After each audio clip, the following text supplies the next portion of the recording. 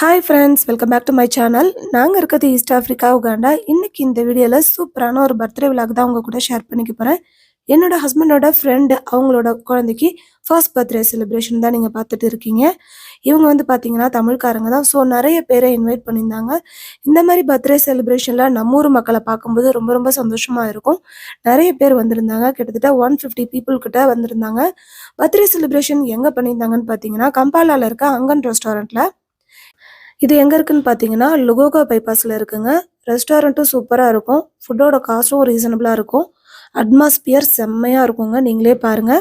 Birthday party வந்து பார்த்தீங்கன்னா 11 o'clock start பண்ணியிருந்தாங்க. நாளே பாப்பாவுக்கு gift எல்லாம் வாங்கி வச்சுட்டோம். கேக்கு வந்து பார்த்தீங்கன்னா 1 o'clock வந்து வெட்டணும்.